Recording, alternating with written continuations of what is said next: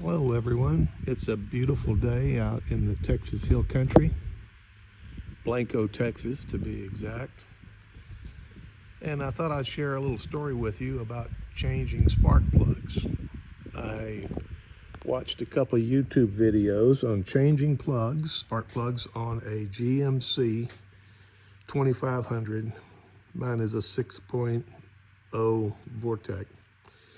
And I saw some videos that says, yeah, it's kind of a struggle. Yeah, this is a 2011.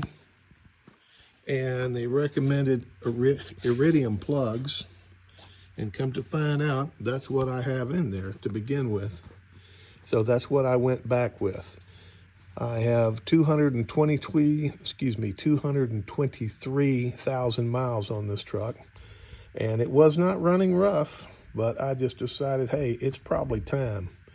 As you can see on the driver's side, you can get to the plugs fairly easy, although they are kind of tucked back in there, but you can get to these okay.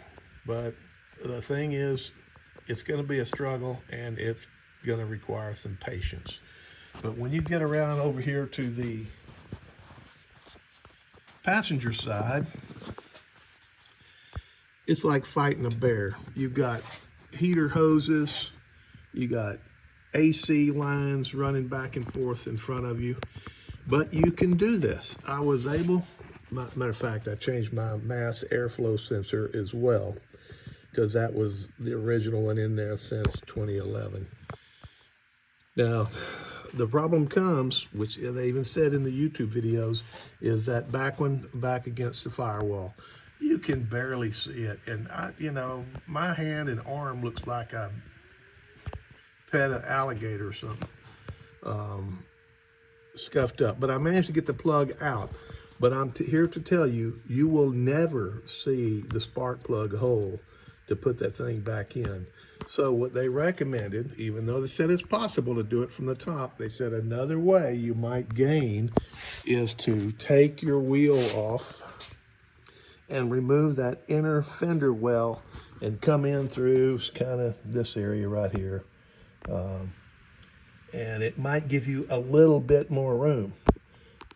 And if you're going to do that as a safety recommendation, do not trust just your hydraulic jack or any jack alone by itself.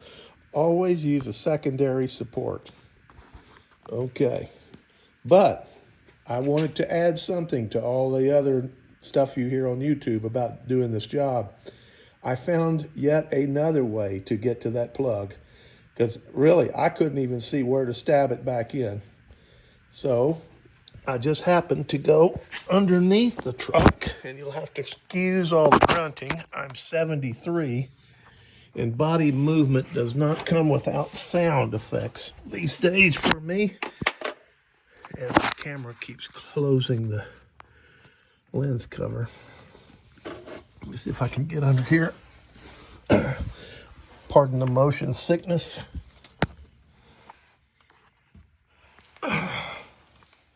And I've got a light here.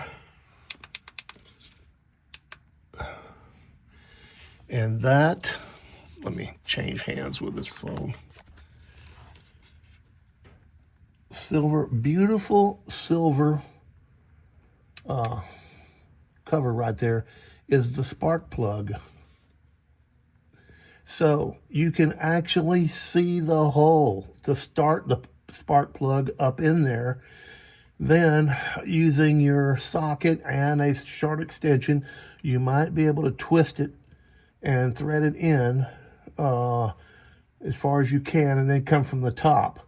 And by the way, with it, when I took it out from the top side, I did have to use a breaker bar on my ratchet, because there's so many hoses up there that you don't have room to get in there and grab it good.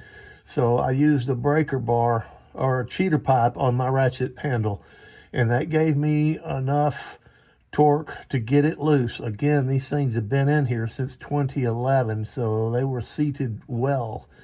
And once I freed it up, then I could spin it by hand and get it out. Anyway, I thought I'd just let y'all know.